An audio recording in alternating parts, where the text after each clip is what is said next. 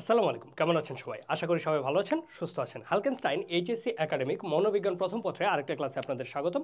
আপনাদের সাথে আছে আমি নাফিউস সামাদ আবির, পড়াশোনা করছি ঢাকা বিশ্ববিদ্যালয়ে। আজকে আমরা মনোবিজ্ঞান দ্বিতীয় পত্রের বুদ্ধি অধ্যায়টি নিয়ে আলোচনা করব, যে আমরা আসলে সাধারণ অর্থে বুদ্ধি বলতে কি বুঝি, বুদ্ধির প্রকৃতি কীরকম, বুদ্ধির কি কোনো সংজ্ঞা রয়েছে, বুদ্ধির কি কোনো প্রকারভেদ হতে পারে, আবার এই যে আমরা মানুষে মানুষে বুদ্ধির মধ্যে কি পার্থক্য দেখতে পাই, আবার বুদ্ধি কি পরিমাপ করা যায় কি না, আর গেলেও কি কি পদ্ধতিতে পরিমাপ করা যেতে পারে, এবং বুদ্ধি সম্পর্কিত বিস্তারিত আলোচনা করব আজকের ক্লাসে।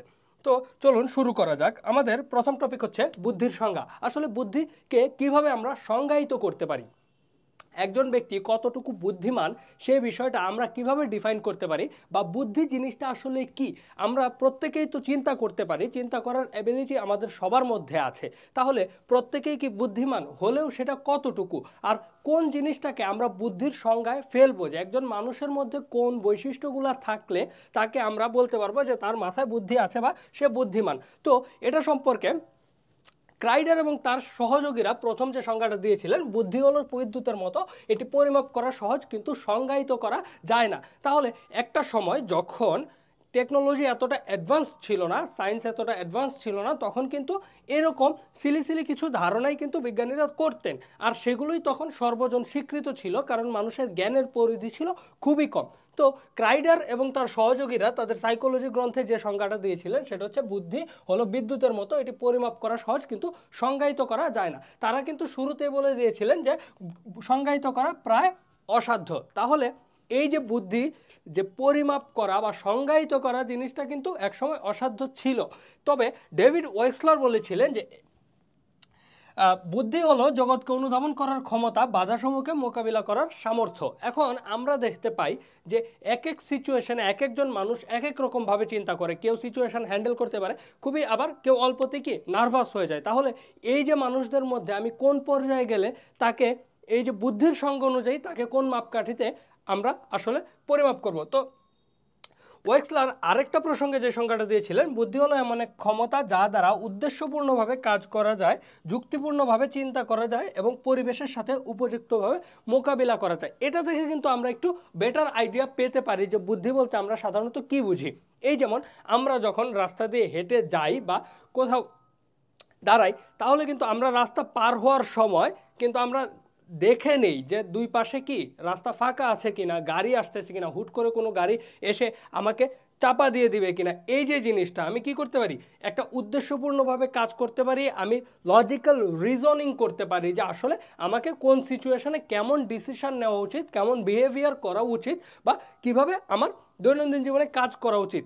এই যে জিনিসগুলো, এই যে জিনিসগুলো আসলে মানুষকে কি উদ্দেশ্যপূর্ণভাবে কাজ করতে শেখায়, যুক্তিপূর্ণভাবে চিন্তা করতে শেখায় এবং পরিবেশের সাথে উপযুক্তভাবে কি মোকাবেলা করা শেখায়, সেটাই কিন্তু আসলে বুদ্ধির একটা সংজ্ঞা হিসেবে ওয়েক্সলার উপস্থাপন করেছেন। এরপর আমরা যদি চিন্তা করি যে ম্যাকমোহন বলেছিলেন বুদ্ধিকে আমরা উত্তরাধিকার সূত্রে অর্জিত বৈশিষ্ট্যাবলী ও শিক্ষাগত অভিজ্ঞতার যৌথ প্রভাবের ফলশ্রুতিতে পরিবেশকে বোঝবার এবং খাপ খাওয়ানোর ক্ষমতা হিসেবে সংজ্ঞায়িত করতে পারি। তাহলে এখানে একজন আবার বলছেন হচ্ছে বুদ্ধি উত্তরাধিকার সূত্রে অর্জিত বৈশিষ্ট্যাবলী। তো আমরা দেখি যে অনেক ক্ষেত্রে এই জিনিসটা কিন্তু সত্যি না, কিন্তু তৎকালীন সময়ে এটাই মনে করা হতো যে বুদ্ধি আসলে বংশক্রম অনুযায়ী আসে। একজন তখন চিন্তা করে হতো যে ডাক্তার যে আছে, একজন একটা ফ্যামিলিতে যদি ডাক্তার থাকে তাহলে হ্যারিডিটি অনুযায়ী অর্থাৎ বংশানুক্রমে পরবর্তী ব্যক্তিও সেই ডাক্তারের মতোই বুদ্ধিমান এবং মেধাবী বা জ্ঞানী হতে পারে। তাহলে তৎকালীন সময়ে কিন্তু জ্ঞান বিজ্ঞানের সীমাবদ্ধতার কারণে যে আমাদের বুদ্ধির যে প্রপার একটা সংজ্ঞা কিন্তু আমরা তখনও দেখিনি, যদিও একটা সংজ্ঞাকে কিন্তু আমরা প্রপার বলতে পারি, সেটা হচ্ছে কি আমাদের এই যে ওয়েক্সলারের সংজ্ঞাটা, যে বুদ্ধি হলো এমন ক্ষমতা যা দ্বারা উদ্দেশ্যপূর্ণভাবে কাজ করা যায়, যুক্তিপূর্ণভাবে চিন্তা করা যায় এবং পরিবেশের সাথে উপযুক্তভাবে মোকাবিলা করা যায়। এটা কিন্তু আমরা আমাদের যে ব্যক্তি জীবনের কথা যদি বলি, আমরা কিন্তু সেই জিনিসটাই বুঝি। তাহলে আসলে ডেভিড ওয়েক্সলারের সংজ্ঞাটাই হচ্ছে বুদ্ধির ক্ষেত্রে সবচেয়ে যুক্তিযুক্ত একটা সংজ্ঞা। তাহলে ওয়েক্সলারের সাথে মিলিয়ে আমরা যে সংজ্ঞাটা জানি সেটা হচ্ছে বুদ্ধি হলো ব্যক্তির সেই ক্ষমতা যা দ্বারা সে বাস্তব জগৎ সম্পর্কে অবগত হতে পারে, বিভিন্ন ঘটনার সমন্বয় সাধন করতে পারে এবং সমস্যাজনিত পরিস্থিতিতে সঠিক সিদ্ধান্ত গ্রহণ করতে সক্ষম হয়। তাহলে আমাদের বাস্তব জীবনে যে সাধারণ চলাফেরা থেকে শুরু করে ক্রুশিয়াল মোমেন্ট যে সিচুয়েশনগুলোতে আমরা কি একটু আটকে যাই, যেগুলো আমাদের বিভিন্ন সমস্যায় ফেলে দেয়, সেগুলোকে কি মোকাবেলা করা, সেগুলোকে সমন্বয় সাধন করে সমাধান বের করে জীবনে এগিয়ে চলার পথে আমরা যে জিনিসটা করি সেটাই মূলত হচ্ছে বুদ্ধি। আমরা বুদ্ধি ব্যবহার করেই কিন্তু আজকে এই জিনিসটা, আমি যে কথা বলতেছি, আমি কি কথা বলবো না বলবো সেটা কিন্তু আমার মস্তিষ্কে চিন্তা করে আপনাদের সামনে আজকে বলতেছি।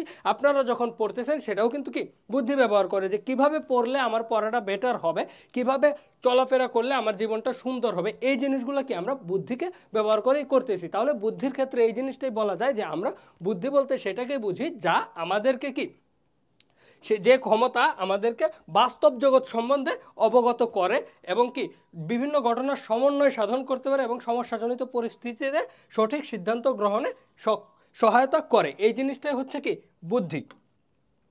এবার আমরা আসি যে বুদ্ধির প্রকৃতি নিয়ে। বুদ্ধির প্রকৃতি আসলে কি, এটা নিয়ে যদি আমরা একটু এখানে দেখি যে বিভিন্ন সময়ে যারা বুদ্ধির প্রকৃতি নিয়ে কথা বলেছেন, যে বুদ্ধির অর্থবোধ এবং বুদ্ধি অভিজ্ঞার সাফল্যাঙ্কের ব্যাখ্যা সম্পর্কে সবসময় একটা কি বিতর্ক ছিল এবং সাম্প্রতিক বিতর্ক লক্ষ্য করা যায় মানসিক অভিজ্ঞা আন্দোলনের সময় থেকে।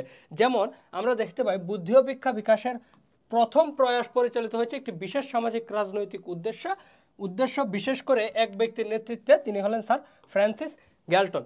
এই ফ্রান্সিস গ্যালটন খুবই মজাদার একজন ব্যক্তি, তিনি এক্সপেরিমেন্ট করেছিলেন। আর এই ফ্রান্সিস গ্যালটনই আসলে প্রমাণ করতে চেয়েছিলেন যে বুদ্ধি জিনিসটা হেরিডিটি অনুযায়ী আসে।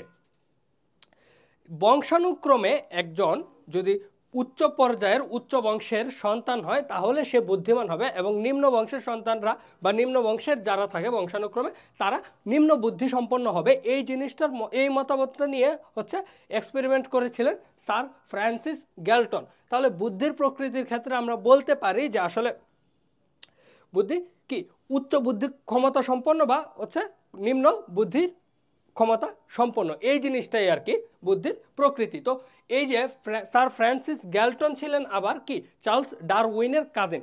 তো তার এই যে চিন্তা ভাবনা, তিনি প্রথম জীবনে যদিও চিকিৎসাবিদ্যায় পড়াশোনা করেছেন কিন্তু একটু ভগ্ন মানসিক অবস্থার কারণে পরবর্তীতে তিনি বিশ্ববিদ্যালয়ে শিক্ষা গ্রহণ করেন এবং গণিতে ডিগ্রি প্রাপ্ত হন। তো এই যে চার্লস ডারউইনের যে বিবর্তনবাদ, যে ফেমাস বিবর্তনবাদের কথা আমরা জানি, থিওরি অফ ইভলিউশনের কথা জানি, সেটাতে ছিল হচ্ছে সার্ভাইভাল অফ দ্য ফিটেস্টের কথা, যে যে সবচেয়ে শক্তিশালী সেই সার্ভাইভ করবে। তো এটা দ্বারা অনুপ্রাণিত হয়ে মূলত তিনি বুদ্ধি সম্পর্কে, বুদ্ধি প্রকৃতি সম্পর্কে এক্সপেরিমেন্টগুলো করেন।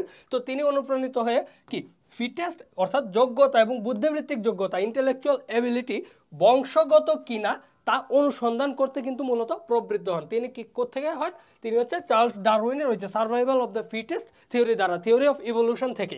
তো তিনি 1869 সালে হেরিডিটারি জিনিয়াস বইটি প্রকাশ করেন।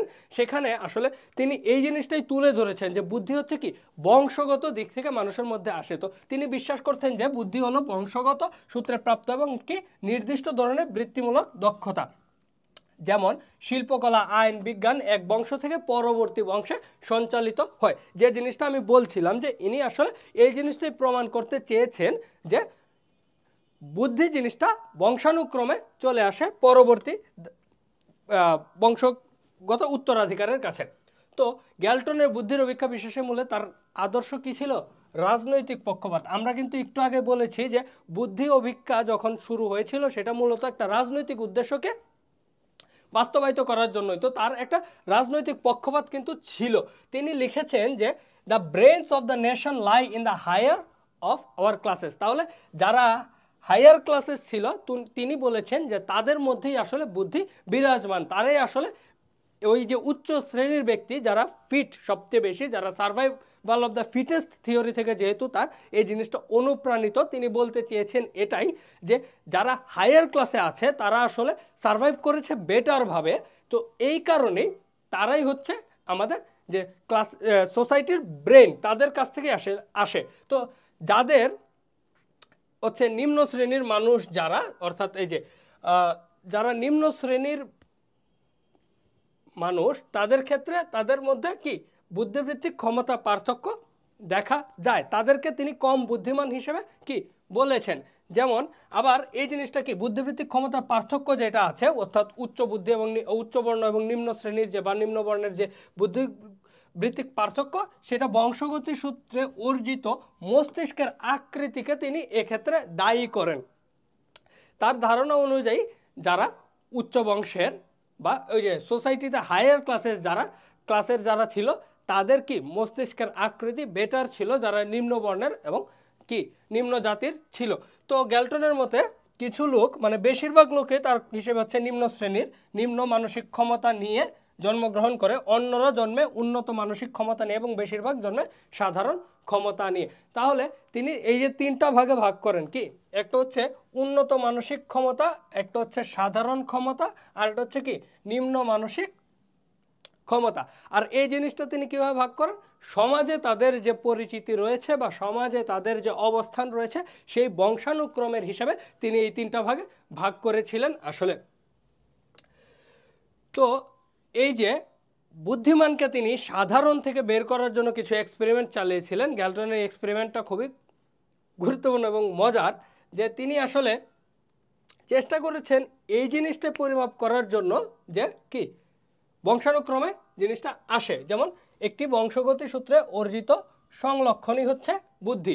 তো প্রথমেই তিনি করেন কি শিক্ষার্জিত নয় এমন প্রত্যক্ষণীয় ও জাগতিক প্রতিক্রিয়া পরিমাপ করেন। উদাহরণস্বরূপ তিনি প্রকল্প নেন যে প্রতিক্রিয়াকাল স্নায়ুতন্ত্রের যোগ্যতার সাথে সম্পর্কিত। তাহলে যাদের প্রতিক্রিয়াকাল অর্থাৎ যাদের রিয়াকশন টাইম কম, যে কোনো একটা কাজে যারা যত দ্রুত রিয়াকশন করতে পারে তাদেরকে তিনি বংশগতভাবে উন্নত এবং তারা বেশি বুদ্ধিমান হিসেবে দাবি করেন। সুতরাং তিনি বিশ্বাস করতেন যে সংবেদনের তীব্রতা, দর্শন ও শ্রবণের তীক্ষ্ণতা সহ স্নায়ুতন্ত্রের গুণাগুণের সাথে বুদ্ধি সম্পর্কিত। কিন্তু আমরা কিন্তু এই জিনিস সম্পর্কে আমরা পড়েছি এবং আমরা সামনেও পড়ব যে মানুষের যে রিয়াকশনের জিনিসটা অনেক ক্ষেত্রে প্রতিবর্তক ক্রিয়ার মাধ্যমে হয়ে থাকে, যেটার ক্ষেত্রে আমরা বলে থাকি যে হাতের মধ্যে বা কোথাও হাতের তালুতে যদি কেউ পিন ফুটিয়ে দেয় তাহলে কিন্তু আমরা হাতটা সরাই নিই কোনো প্রকার চিন্তা ভাবনা ছাড়াই। এই ক্ষেত্রে কিন্তু বুদ্ধিকে আমরা কখনোই খাটাই না, এটা জাস্ট শরীরের স্নায়ুতন্ত্রের একটা রিয়াকশন, রিফ্লেক্স অ্যাকশন। তাহলে এই ক্ষেত্রে তিনি আসলে মনে করতেন যে এই যে সংবেদনের যে তীব্রতা বা হচ্ছে স্নায়ুতন্ত্রের যে গুণাগুণ সেটার সাথে বুদ্ধি সম্পর্কিত। আদতে মডার্ন সায়েন্সে কিন্তু এই জিনিসটা আমরা দেখতে পাই সম্পূর্ণ উল্টা। তো গ্যালটন এবং তার সহকর্মী আসলে এটার জন্য বিভিন্ন সময়ে বিভিন্ন মানসিক অভিক্ষেপ অর্থাৎ মেন্টাল টেস্ট তৈরি করেন। যদিও তিনি হচ্ছে ৯,০০০ মানুষের উপর একটা এক্সপেরিমেন্ট করেছিলেন, ৯,০০০ মানুষের উপর এক্সপেরিমেন্ট করার পরেও যদিও তিনি একটা কি এই যে প্রচেষ্টা তার ছিল, এই প্রচেষ্টা কিন্তু আসলে ব্যর্থই হয়েছে, কারণ এটার আসলে কোনো স্ট্রং বেসিস নাই। কারণ তিনি যাদেরকে বুদ্ধিমান ও বুদ্ধিমান নয় মনে করতেন তাদের মধ্যে অর্থপূর্ণ কোনো জৈবিক পার্থক্য দেখাতে আসলে তিনি সামর্থ্য মানে সফল হননি আসলে। কারণ কোনো জৈবিক পার্থক্য আসলে এভাবে বুদ্ধির ক্ষেত্রে একজন মানুষ বংশানুক্রমে যেভাবে আসে সেটার সাথে তার বুদ্ধির কিন্তু কোনো সম্পর্ক নেই, যে কারণে তারা এই এক্সপেরিমেন্টে সফল হতে পারেননি। যদিও এটা বুদ্ধির প্রকৃতি নির্ণয়ের ক্ষেত্রে প্রথম দিকের একটা প্রচেষ্টা ছিল।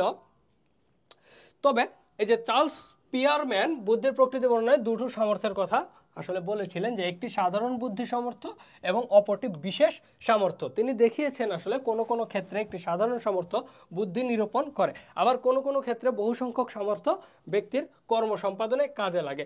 এ থেকে এরপর এল থার্স্টোন 7টি প্রাথমিক মানসিক ক্ষমতার কথা বলেছেন যা বুদ্ধির ক্ষেত্রে প্রযোজ্য।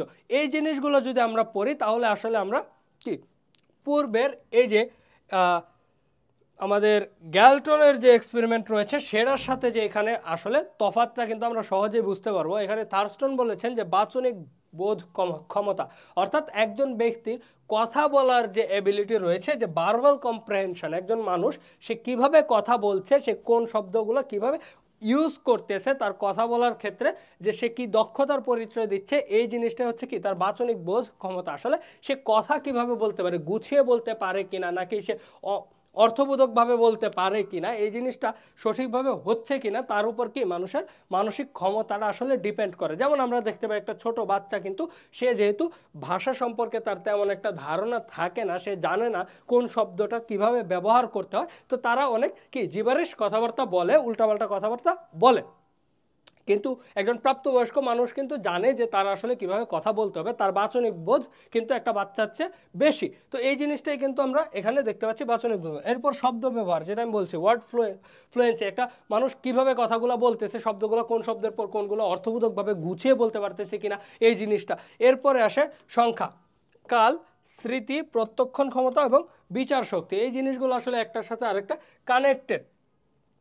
যে স্মৃতি অর্থাৎ মেমোরি থেকে সে শব্দগুলো কিভাবে আনতেছে, তার মস্তিষ্কে কতটুকু শব্দ ধারণ করতেছে, প্রত্যক্ষণ ক্ষমতা, সে আসলে সব কিছু কীভাবে দেখছে, প্রত্যক্ষণ করতেছে কিভাবে, সেটাকে ইন্টারপ্রেট করতেছে কিভাবে, আর তার বিচার শক্তি অর্থাৎ রিজনিং, একটা সিচুয়েশানে সে কেমন করতেছে। যেমন আমরা যদি চিন্তা করি একটা জায়গায় যদি দেখি যে আগুন জ্বলতেছে, তাহলে আমরা অবশ্যই নিশ্চয়ই সেই আগুনে হাত দিয়ে দিব না, কারণ আমরা জানি যে আমাদের বিচার শক্তি আছে যে আগুনে হাত দিলে আমাদের হাত পুড়ে যাবে। তো এই যে রিজনিংয়ের বিষয়টা কিন্তু মানসিক ক্ষমতার উপর ডিপেন্ড করে। তাহলে এইখানে কিন্তু আমরা আগের চেয়ে তুলনামূলক বেটার একটা বুদ্ধির প্রকৃতি সম্পর্কে ধারণা কিন্তু পাচ্ছি এই থার্স্টনের 7টি মানসিক ক্ষমতার যে সেগুলো থেকে।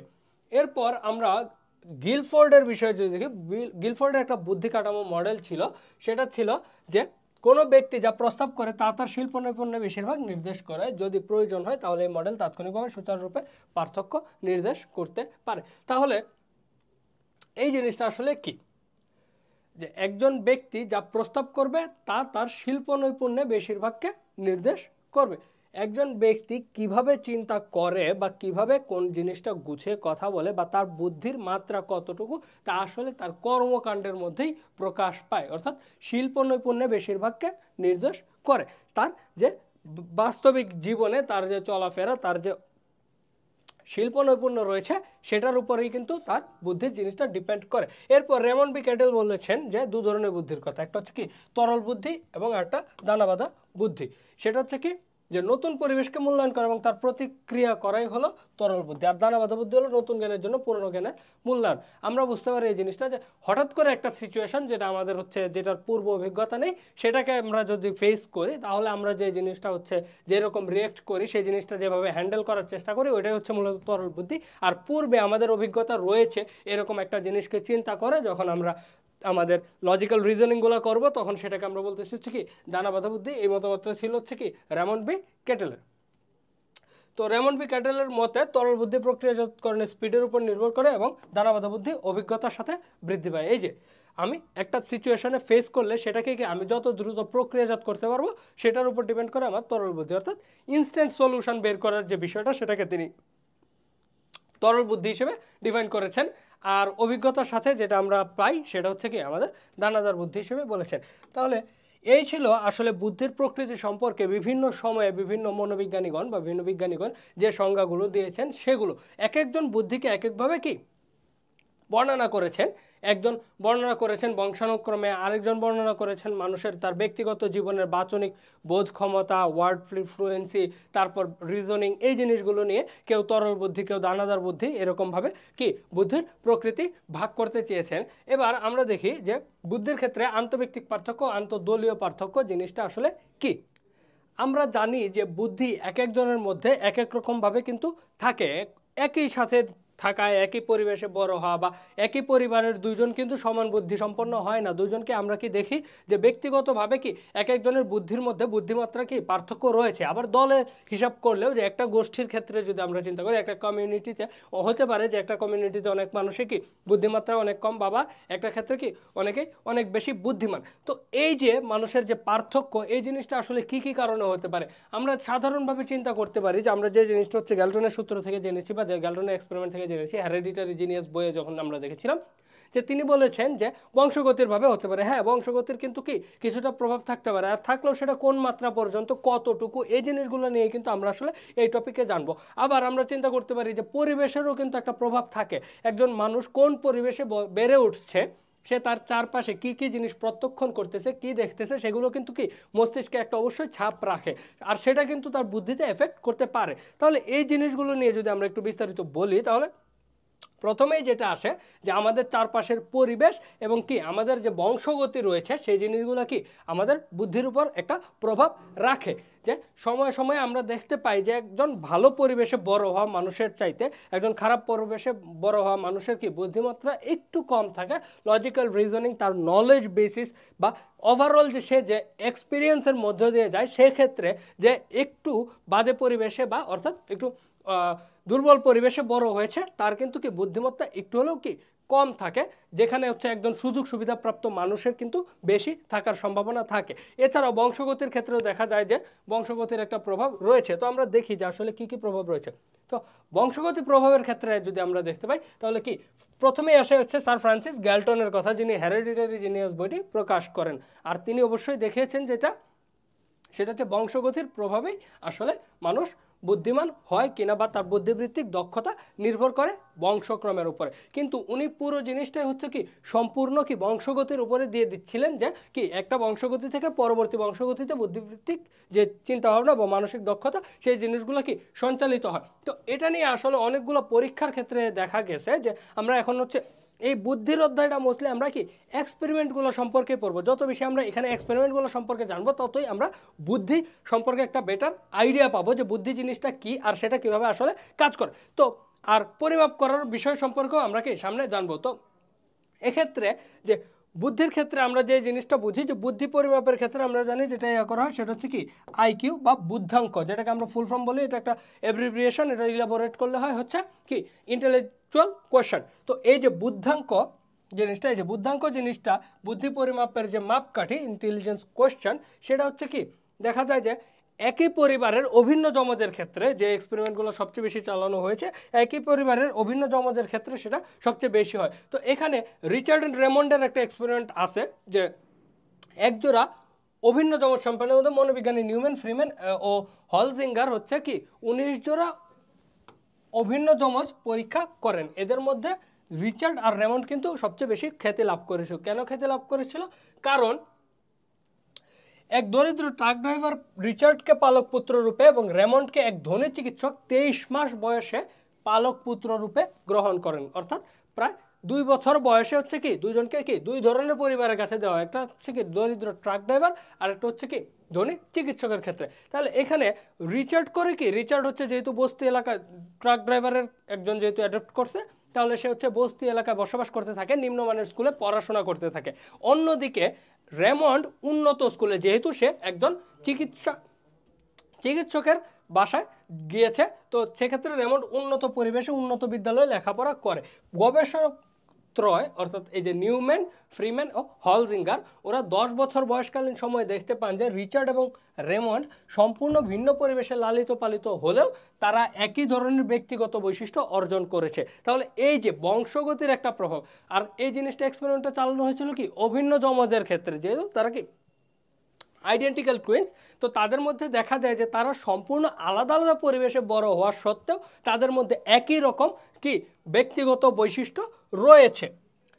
আবার একই ধরনের আরেকটা এক্সপেরিমেন্ট করা হয়, যেটা হচ্ছে 2 মাস বয়সে তাদেরকে বিচ্ছিন্ন করা হয়, একজন নিম্ন পরিবেশে একজন উন্নত পরিবেশে জীবনযাপন করে। 22 বছর পরে তাদের আবার টেস্ট করা যায়, তাদের মধ্যকার বুদ্ধাঙ্কের পার্থক্য খুবই কমই ছিল। তাহলে কি আমরা দেখতে পাচ্ছি যে যদি অভিন্ন যমজ হয়, অর্থাৎ বংশগতি যে জিনিসটা রয়েছে, একই পরিবারের দুইজন সন্তান, তারা দুই আলাদা পরিবেশে বড় হওয়া সত্ত্বেও তাদের বুদ্ধিবৃত্তিক বিকাশটা কি একই রকম হয়েছে, এটা অভিন্ন যমজের ক্ষেত্রে। তাহলে আমরা বলতে পারি যে অভিন্ন যমজ বা হচ্ছে বংশগতির বা এটা কি রক্তের সম্পর্কের যে একটা বিষয় আছে, রক্তের সম্পর্ক তাহলে বুদ্ধির সাথে বা বুদ্ধির বিকাশের সাথে একটা সম্পর্ক রয়েছে।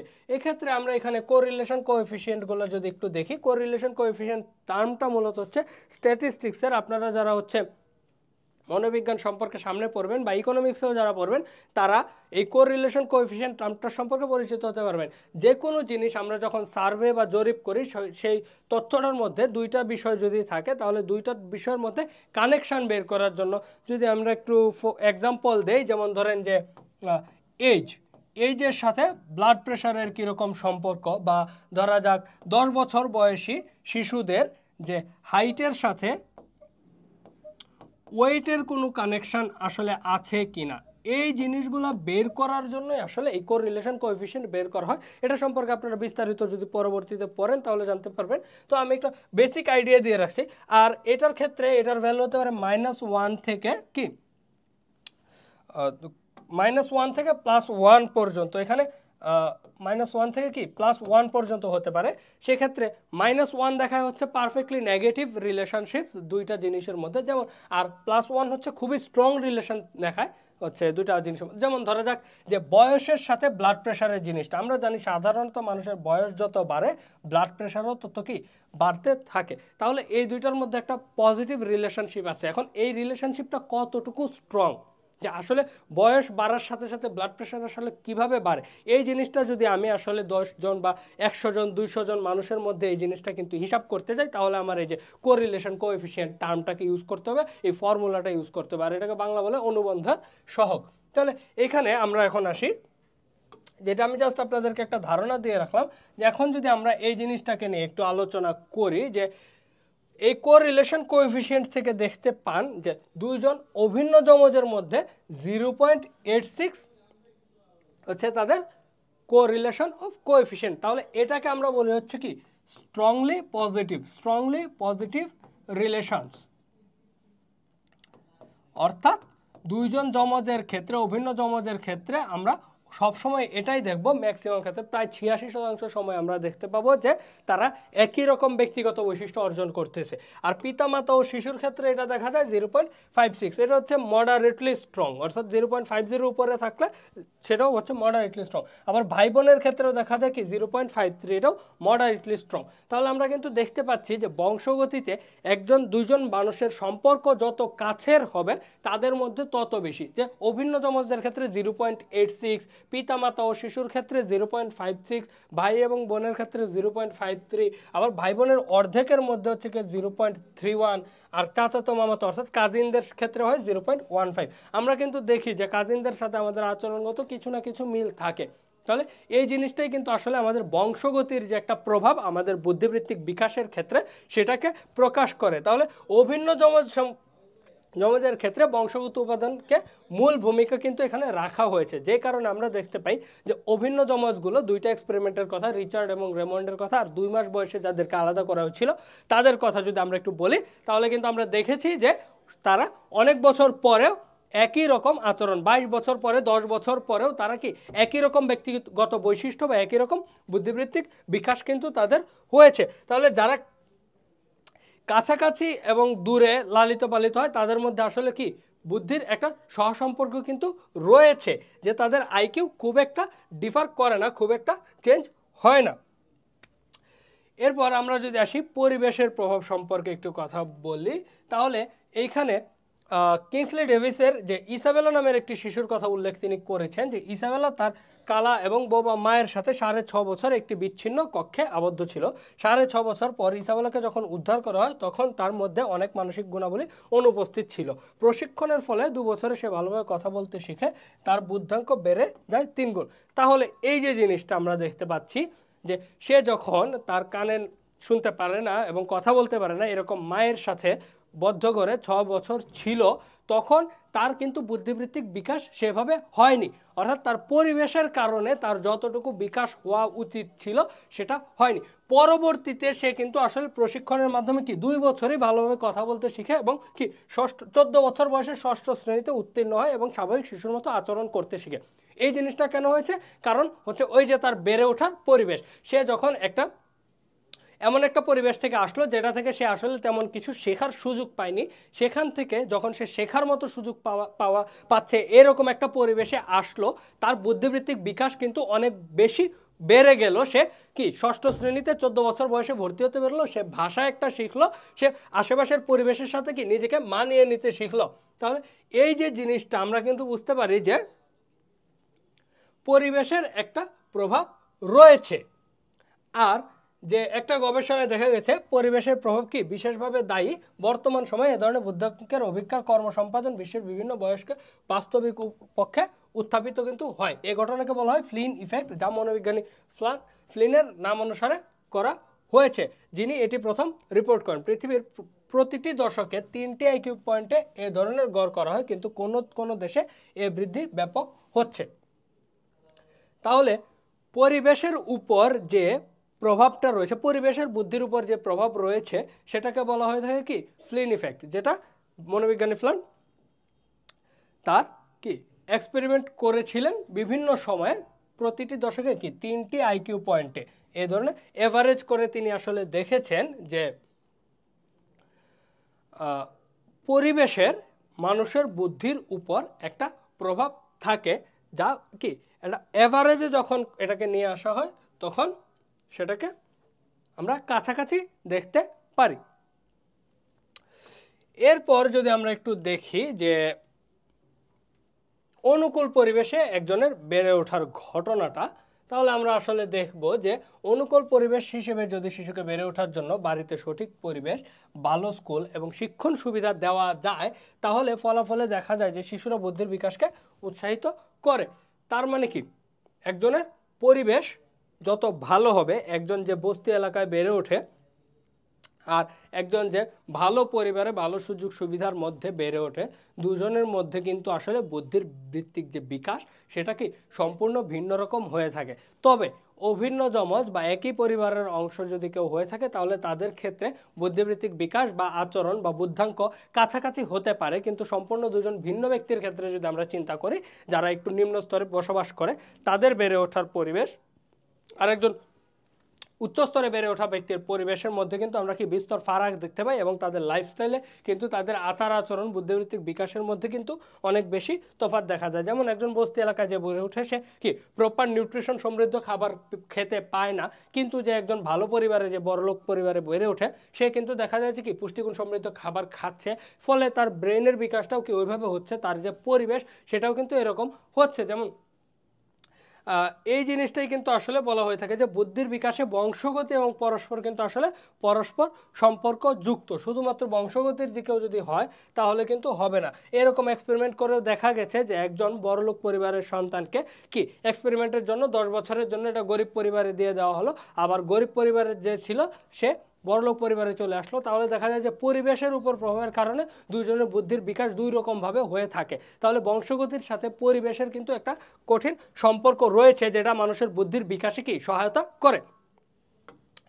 এরপর আমরা যদি আসি যে একটু দলীয় পার্থক্যের ক্ষেত্রে যদি চিন্তা করি, যে বিভিন্ন মানবজাতি সম্বন্ধীয় দলে আইকিউ স্কোরের গড়ের মধ্যে বেশ কিন্তু পার্থক্য রয়েছে। যেমন মার্কিন যুক্তরাষ্ট্র এবং সব জায়গায় সংখ্যাগুরু দলের সাথে সংখ্যালঘু লোকদের বুদ্ধি কি নিম্নমানের হয়। কেন এরকম আসলে হয়ে থাকে এই বিতর্ক কিন্তু অনেকদিন ধরে চলে আসতেছিল, কোনো সঠিক সিদ্ধান্ত তখনও কি আসেনি।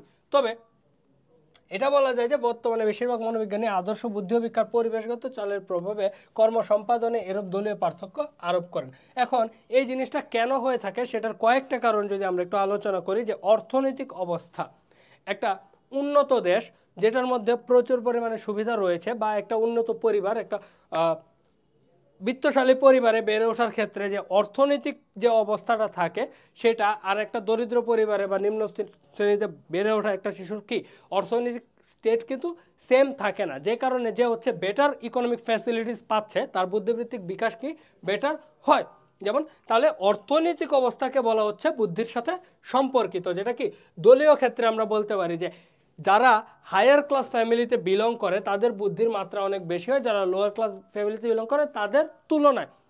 ব্যতিক্রম অবশ্যই থাকে, কিন্তু অন অ্যান এভারেজ, এখানে কিন্তু কি আমরা গড়ের কথা সবসময় বলবো যে অন অ্যান এভারেজ দেখা যায় যে এটাই, যে হায়ার ক্লাসে যারা থাকে তারা অনেক বেশি স্মার্ট হয়, তারা অনেক বেশি বুদ্ধিমান হয়, তাদের লাইফস্টাইল অনেক হায়ার কোয়ালিটির হয়, যে কারণে তাদের স্ট্যান্ডার্ড অফ লিভিং হাই হওয়ার কারণে কিন্তু তাদের কি বুদ্ধির বিকাশটাও অনেক বেশি হয়।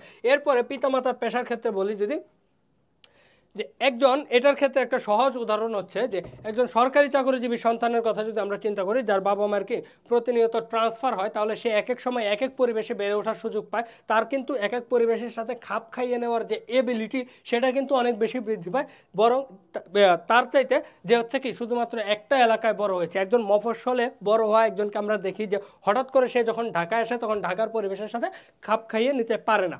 আবার একজন শুধুমাত্র ঢাকায় বড় হয়েছে, যে সে যদি গ্রামের দিকে চলে যায় তাহলে কিন্তু দেখা যায় সে গ্রামে গিয়ে কি খাপ খাইয়ে নিতে পারে না। কিন্তু যারা হচ্ছে কি বাবা মায়ের পেশার কারণে বিভিন্ন সময়ে যে বিভিন্ন জায়গায় যারা ট্রাভেল করতে হয়, বিভিন্ন জায়গায় তারা থেকেছে, তারা কিন্তু আসলে যে কোনো সিচুয়েশনে কি মানিয়ে নিতে পারে, সবার সাথে মিশতে পারে। তাহলে পিতামাতার পেশাও কিন্তু আসলে একটা ভূমিকা রাখে।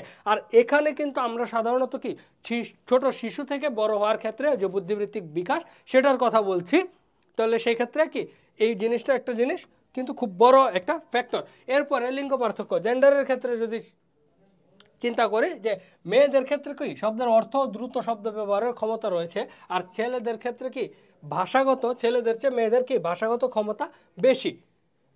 এছাড়াও কৃতিত্ব বিকাশ, সাহিত্য, বানান এবং লেখায় মেয়েদের স্কোর ছেলেদের চেয়ে বেশি। আমরা কিন্তু দেখি যে ম্যাক্সিমাম যারা, অধিকাংশ মেয়েদের হাতের লেখা কিন্তু সুন্দর হয় এবং খুবই গুছানো হয়। তাদের যে সাহিত্যিক দক্ষতা, লেখার যে গুছিয়ে লেখার যে দক্ষতা, তারপরে যে বানানের যে দক্ষতা, সেটা ছেলেদের চাইতে অনেক ক্ষেত্রে বেশি হয়। আবার মেয়েদের চেয়ে ছেলেরা কিসে, যেমন ঘূর্ণায়মান গতিশীল বস্তু, অবস্থানগত প্রবৃত্তি বেশি। যেমন ছেলেরা কি ফুটবল, ক্রিকেট এই খেলাগুলোতে ভালো হয়, কারণ হচ্ছে তাদের যে কোনো ঘূর্ণায়মান বস্তু বা যে কোনো যে চলমান বস্তু বা হচ্ছে কি অবস্থানগত যে বিষয়গুলো রয়েছে সেগুলোর ক্ষেত্রে ছেলেদের যে ইনটুইশন সেটা বেটার কাজ করে। তাহলে আবার দেখা গেছে যে পুরুষের শারীরিক সক্ষমতা সম্পর্কিত কাজ মহিলাদের চেয়ে উত্তমভাবে সম্পন্ন করে, মহিলাদের চেয়ে ছেলেরা একটু কি শারীরিকভাবে শক্তিশালী হয়ে থাকে। তাহলে কি এই যে জেন্ডারের পার্থক্যের কারণেও কিন্তু আমরা দেখতে পাই যে তাদের বুদ্ধিবৃত্তিক বিকাশ এক এক রকম হয়ে থাকে। মেয়েদের ক্ষেত্রে সৃজনশীল কাজগুলো বা যেগুলোতে হচ্ছে কি সাহিত্যিক বা এক্সট্রা কিছু, যেটাতে ক্রিয়েটিভিটি বা ক্রিয়েটিভ কাজগুলোতে হচ্ছে কি মেয়েরা বেটার হয়, আর শারীরিক সক্ষমতার দিক থেকে যে কাজগুলো রয়েছে সেগুলো থেকে ছেলেরা বেশি ভালো হয়। এরপরে আবাসনের ক্ষেত্রে যদি আমরা একটু চিন্তা করি যে উন্নত এলাকার চাইতে অনুন্নত এলাকার যে তফাৎটা আমরা দেখতে পাই। একটা ছেলে যে সদরঘাটের বস্তিতে বেড়ে উঠেছে আর একজন যে গুলশানে বড় হচ্ছে, দুইজনের কিন্তু কি বুদ্ধিবৃত্তিক বিকাশ দুই রকম হবে, কারণ তাদের যে একজনের উন্নত পরিবেশে সে বড় হওয়ার সুযোগ পাচ্ছে, আরেকজন কি অনুন্নত দেশে পরিবেশের সুযোগ। যেমন যুক্তরাষ্ট্রে উন্নত এলাকা বসবাসরত নিগ্রোরা অনুন্নত এলাকায় বসবাসরত নিগ্রোদের চাইতে কি বেশি বুদ্ধিমান হয়ে থাকে। আবার স্থানান্তর করে উন্নত এলাকায় গেলে নিগ্রোদের বুদ্ধি স্কোর বেশি হয়। তাহলে এই যে উন্নত পরিবেশে যখন মানুষ বড় হয় তখন তার কি বুদ্ধির বিকাশ কিন্তু আসলে বেশি হয় এবং বুদ্ধি বেশি হয়। এবার বংশগতির ক্ষেত্রে আমরা যেটা বলেছি, যে বংশগতির কথা বললে সর্বপ্রথম যার কথা আসে সেটা হচ্ছে কি যে জেনেটিক্সের কথা যদি আমরা একটু বলি, যেমন প্রখ্যাত মনোবিজ্ঞানী রিচার্ড হার্নস্টেইন আর হচ্ছে চার্লস মারে একটি বিতর্কমূলক বই দ্য বেল কার্ভ লিখেন, যা দ্রুত বিক্রি হয়। বইটি মানবীয় বুদ্ধির উপর লেখা হয় এবং বিষয়ের বুদ্ধির বিভিন্ন দিককে কি নির্দেশ করে।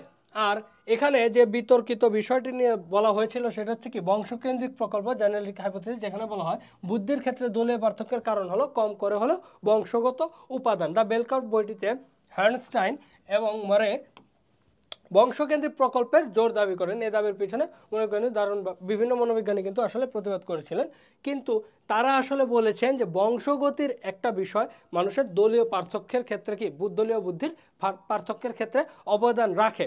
বংশগতিকে কিন্তু আসলে আমরা কি বুদ্ধির ক্ষেত্রে অনেক বেশি গুরুত্ব দিয়েই কিন্তু সবসময় দেখা হয়ে থাকে। এবার আসি এই বুদ্ধির পরিমাপ। আমরা তো বুদ্ধি সম্পর্কে জানলাম, একজন ব্যক্তির বুদ্ধির উপর কি কি জিনিস প্রভাব রাখতে পারে, আবার বুদ্ধির প্রকৃতিকে এক একজন মনোবিজ্ঞানী কিভাবে ভাগ করেছেন সেই বিষয়েও কিন্তু আমরা জেনেছি। এখন আমরা একটু বুদ্ধির পরিমাপের ক্ষেত্রে যাই, যে আসলে বুদ্ধি আমরা কিভাবে পরিমাপ করব, একজন মানুষ কতটুকু বুদ্ধিমান সেই জিনিসটা আমরা কিভাবে ডিফাইন করব। এই জিনিসটা এভাবে আমরা কিন্তু চিন্তা করতে পারি না। একজন ব্যক্তি কতটুকু ধনী সেটা কিন্তু তার কাছে থাকা ব্যাংক ব্যালেন্স, অর্থ, বিত্তের দ্বারা আমরা পরিমাপ করতে পারি, কিন্তু বুদ্ধি জিনিসটা কিন্তু আমরা মনোবিজ্ঞানীরা প্রথমেই বলেছেন যে বুদ্ধি জিনিসটা অনুভব করা যায় কিন্তু সংজ্ঞায়িত করার কোনো ওয়ে নাই। তাহলে যে জিনিস আমরা সংজ্ঞায়িত করতে হিমশিম খেয়ে যাই সেই জিনিসটা আসলে পরিমাপ কীভাবে করব। তাহলে বুদ্ধিকে কিন্তু আসলে বাইরে থেকে আমরা এই যে 1 কেজি তুলা বা 1 কেজি যে লোহা এরকম যে পরিমাপ করব সেই জিনিসটা কিন্তু বুদ্ধির ক্ষেত্রে হবে না, বুদ্ধির ক্ষেত্রে এই জিনিসটা সম্ভব নয়। তবে অতীতে জিনিসটা যেটা হচ্ছে কি দৈহিক আকৃতি, আবার মাথার যে সাইজ ছিল, মস্তিষ্কের গঠন, এই জিনিসগুলো দেখে বুদ্ধি পরিমাপ করার চেষ্টা করা হতো, যেগুলো আসলে কি খুবই বেসলেস জিনিস। আর আমরা যে ফ্রান্সিস গ্যালটনের কথা শুরু থেকে বলে আসতেছি, যিনি বুদ্ধি সম্পর্কে বলেছেন বুদ্ধি বংশগতভাবে উত্তরাধিকার হিসেবে এক বংশ থেকে অন্য উত্তরাধিকার উপরে কি সঞ্চালিত হয়। তবে বুদ্ধি অভিজ্ঞার ক্ষেত্রে সবচেয়ে গুরুত্বপূর্ণ ভূমিকা রেখেছেন কি আলফ্রেড বিনে, যিনি হচ্ছে কি বুদ্ধিবৃত্তিক বা বুদ্ধি পরিমাপের জন্য একটা খুবই ভালো এবং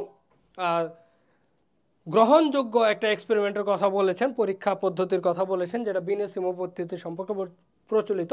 যদিও ক্যাটেল সর্বপ্রথম বুদ্ধিপরীক্ষা বা মেন্টাল টেস্ট কথাটি ব্যবহার করে থাকেন। এখন বুদ্ধি পরিমাপের জন্য যে সকল অভিজ্ঞতা প্রণীত হয়েছে সেগুলোকে কি ব্যাপক অর্থে দুই ভাগে ভাগ করা যায়। একটা হচ্ছে কি ব্যক্তিভিত্তিক বুদ্ধি অভিজ্ঞা, একটা হচ্ছে কি দলগত বুদ্ধি অভিজ্ঞা।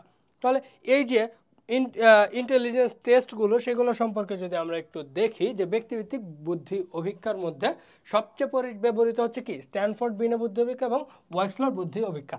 আমরা একজন ব্যক্তির আসলে তার বুদ্ধিবৃত্তিক বিকাশ বা তার কতটুকু বুদ্ধি রয়েছে সেগুলো পরিমাপ করতে পারি এই বুদ্ধি অভিজ্ঞাগুলো দ্বারা। এগুলোতে আসলে কয়েক সেট অফ কোয়েশ্চেন্স বা কিছু কোয়েশ্চেন বয়স অনুযায়ী হচ্ছে ভাগ করা থাকে, সেগুলোর আনসার করার উপর ডিপেন্ড করে একজন মানুষের আসলে বুদ্ধি কীরকম বিকশিত হয়েছে বা তার বুদ্ধির অবস্থা আসলে কীরকম। তাহলে আমরা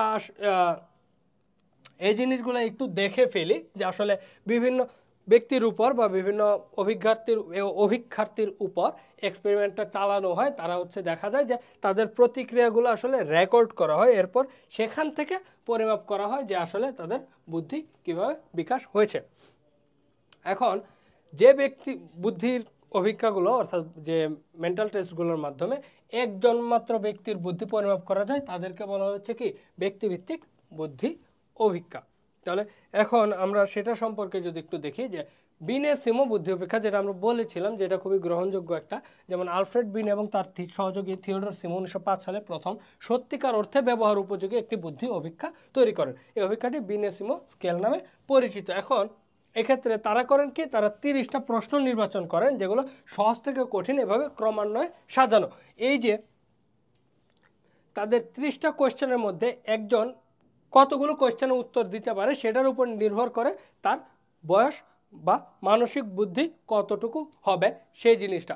এখন তাদের মানসিক বিকাশ যে নির্ণয় করার জন্য এটার জন্য 1908 সালে বিনে-সিমো অভিজ্ঞার কি সেকেন্ড যে সংস্করণ সেটা প্রকাশিত হয়। এই সংস্করণে বিষয়গুলো বয়স অনুপাতে সাজানো হয়।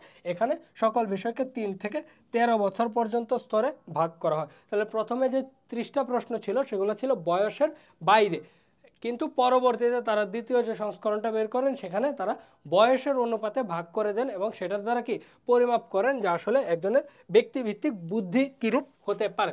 তো এই যে বিনে-সিমো অভিজ্ঞা সেটার বৈশিষ্ট্য ছিল প্রথম মানসিক বয়সের ধারণা ব্যবহার করা হয়। আমরা যদি আলোচনা করি যে মানসিক বয়স জিনিসটা আসলে কি, ধরা যাক একজন ব্যক্তির বয়স হচ্ছে কি, একটা ছোট শিশুর বয়স 10 বছর। এখন 10 বছর বয়সে একটা শিশুর বুদ্ধির যেরকম বিকাশ হওয়া দরকার সেরকম বিকাশ যদি না হয়, তাহলে ধরা যাক যে এই যে বিনে-সিমো এক্সপেরিমেন্টে যে 3 থেকে 13 বছর পর্যন্ত যে বিভিন্ন বয়সের শিশুদের বয়সের প্রশ্নগুলো রয়েছে, তো এই প্রশ্নগুলো যদি এই 10 বছর বয়সে একটা শিশুকে জিজ্ঞেস করা হয়, যে ধরা যাক সে 9 বছর বয়স পর্যন্ত যে প্রশ্নগুলো ছিল সেগুলোর উত্তর দিতে পারলো, কিন্তু পরবর্তী 10 বছর বয়সী যে প্রশ্নগুলো রয়েছে 10 বছর বয়সী শিশুদের জন্য সেটার প্রশ্নের কোনো উত্তর সে দিতে পারলো না, তাহলে ধরে নিতে হবে যে তার মানসিক বয়স আসলে 9 বছর। তাহলে তার প্রকৃত বয়স 10 বছর হওয়া সত্ত্বেও তার মানসিক বয়স 10 বছর। এই জিনিসটাই হচ্ছে কি বিনে-সিমো বুদ্ধি পরীক্ষায় যে মানসিক বয়সের যে বিষয় সেটিকে তুলে ধরা হয়েছিল। তাহলে একজন মানুষের বয়স মানসিক বয়স তার প্রাকৃতিক বয়সের চেয়ে বেশি হতে পারে। তাহলে প্রকৃত বয়সের চেয়ে যদি তার মানসিক বয়স বেশি হয় তাহলে তাকে আমরা কিন্তু কি তুলনামূলক আমরা দেখতে পারি বয়সের তুলনায় অনেকে একটু ম্যাচিউর হয়, আবার অনেকে একটু ইমম্যাচিউর হয়। তাহলে এই জিনিসটাই আসলে মানসিক বয়সের সাথে তুলনা করতে পারি। যেমন আমরা একটা খুবই ফেমাস একটা মুভি আছে যেটা হচ্ছে কই মিল গিয়া, যেটার মধ্যে আমরা দেখতে পাই যে রোহিত নামের যে ক্যারেক্টারটা থাকে সে হচ্ছে কি তার মানসিক বয়স 5 বছরে আটকে থাকে।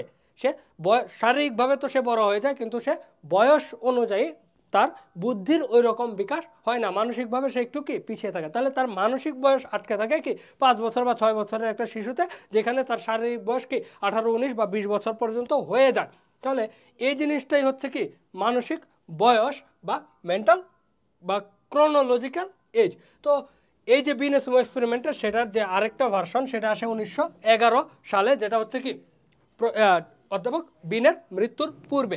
এ সময় প্রাপ্তবয়স্কদের জন্য আসলে তখন কিছু প্রশ্ন সংযোজন করা হয়। তাহলে এক্ষেত্রে তখন এই এক্সপেরিমেন্টটা হয়ে যায় 3 থেকে 15 বছর পর্যন্ত এবং পদের সংখ্যা তখন দাঁড়ায় কয়টি? 54টি। পূর্বে আমরা দেখেছি যে এটার মধ্যে কি 30টি কোয়েশ্চেন ছিল, কিন্তু পরবর্তীতে এটাকে 54টি কোয়েশ্চেন পর্যন্ত নিয়ে যাওয়া হয়, যেটা কি 3 থেকে 15 বছর পর্যন্ত প্রসারিত করা হয় এবং বিভিন্ন ভাগে এটাকে ভাগ করা হয়ে থাকে। আর এটা সম্পর্কে এইচ.ই. গ্যারেট বলেছিলেন যে এই এক্সপেরিমেন্টটা আধুনিক সময়ে যে বুদ্ধি ও বিজ্ঞান নির্ণয়ের যে এক্সপেরিমেন্টগুলো রয়েছে সেগুলোর আদি রূপই হচ্ছে কিন্তু এই বিনেসিমো বুদ্ধি ও বিজ্ঞান যে পরীক্ষা। এবার আমরা যদি একটু স্ট্যানফোর্ড বিনে বুদ্ধি ও বিজ্ঞার কথা বলি, তাহলে আমেরিকার স্ট্যানফোর্ড বিশ্ববিদ্যালয়ের অধ্যাপক L.M. টারম্যান 1916 সালে বিনেসিমো অভিজ্ঞার পরিবর্তন এবং পরিবর্ধন করে একটি সংস্করণ প্রকাশ করেন। এই সংস্করণটি হচ্ছে কি স্ট্যানফোর্ড বিনে স্কেল নামে পরিচিত। মার্কিন শিশুদের বুদ্ধি পরিমাপের জন্য মূলত টারম্যান বিনেসিমো অভিজ্ঞার সংস্করণ করেন। এই অভিজ্ঞা মোট 90টি প্রশ্ন সংযোজন করা হয়। তারপর 1937 সালে অধ্যাপক মেরিলের সহযোগিতায় টারম্যান মেরিল স্কেল নামে স্ট্যানফোর্ড বিনে স্কেলের আরেকটি সংস্করণ নিয়ে আসেন, যেটাতে হচ্ছে কি সর্বনিম্ন 2 বছর বয়স থেকে এবং শেষ হয়েছে সর্বোচ্চ ধাপ উন্নত বয়স্ক 3। এ সংস্করণে প্রশ্ন সংখ্যা হয় 129টি। তাহলে কিন্তু আমরা বুঝতে পারি যে আসলে অনেক বড় স্কেলে এই জিনিসটাকে নিয়ে যাওয়া হয় ধীরে ধীরে। আর স্ট্যানফোর্ড বিনে স্কেলের তৃতীয় সংস্করণ আসে হচ্ছে 1960 সালে, এর শেষ সংস্করণ আসে 1986 সালে। সর্বশেষ সংস্করণটি শৈশবকাল থেকে পূর্ণবয়স্ক সকলের ক্ষেত্রে ব্যবহার করা হয়। আর এই যে স্ট্যানফোর্ড বিনে বুদ্ধি ও বিজ্ঞান, এটার বিশেষত্ব হচ্ছে এটাতেই সর্বপ্রথম হচ্ছে বুদ্ধাঙ্ক বা আইকিউ পরিমাপের যে বিষয়টা সেটাকে সংযোজন করা হয় বা ব্যবহার করা হয়ে থাকে। এবার আমরা যদি একটু বিনেসিমো বুদ্ধি ও বিজ্ঞাতে ব্যাক যাই, তো বুদ্ধি পরিমাপের জন্য তিনি কিন্তু আমরা কি দেখতে পাচ্ছি স্ট্যানফোর্ড বিনেতে প্রথম বুদ্ধাঙ্ক জিনিসটা ব্যবহার করা হয় বা ইন্টেলেকচুয়াল কোয়েশ্চেন। তো উইলিয়াম স্টার্ন আইকিউ সূচকটি প্রথম ব্যবহার করেন কে? William stern. প্রকৃতপক্ষে ব্যবহার করেন উইলিয়াম স্টার্ন। তো এখন উইলিয়াম স্টার্নের ক্ষেত্রে আমরা বুদ্ধাঙ্ক পরিমাপের যে সূত্রটা সেটা যদি একটু দেখি, সেটা হচ্ছে বুদ্ধাঙ্ক থেকে মানসিক বয়স ডিভাইডেড বাই প্রকৃত বয়স ইন্টু 100। এখন এই 100 ব্যবহার করা মূলত হচ্ছে কি ভগ্নাংশ বাদ দেওয়ার জন্য। তো মানসিক বয়স আর প্রকৃত বয়স, আমরা প্রকৃত বয়স এবং মানসিক বয়সের কথা বলেছি যে বিনেসিমো এক্সপেরিমেন্টে মানসিক বয়সের কথা আমরা যেটা বলেছি যে একটা শিশু তার বয়সের তুলনায় তার মানসিকভাবে তার মানসিক বিকাশ কতটুকু হয়েছে সেটার উপর ডিপেন্ড করে মানসিক বয়স, আর তার শারীরিক বয়স বা তার জন্ম থেকে যে সে বড় হওয়া পর্যন্ত যেটা রয়েছে সেটা হচ্ছে তার প্রকৃত বয়স। এখন যেমন 4 বছর বয়সের যে শিশু, ধরা যাক এখানে এক্সাম্পল যেটা দেওয়া আছে যে 3টি শিশুর মানসিক বয়স 5 বছর, কিন্তু তাদের প্রকৃত বয়স যথাক্রমে 4, 5 ও 6। তাহলে মানসিক বয়স হচ্ছে 4 বছর বয়সী যে ছেলেটা রয়েছে বা শিশুটা রয়েছে তার মানসিক বয়স 5 বছর, 5 বছর বয়সী যে রয়েছে তার মানসিক বয়স 5 বছর, 6 বছর বয়সী যে রয়েছে তার মানসিক বয়স 5 বছর।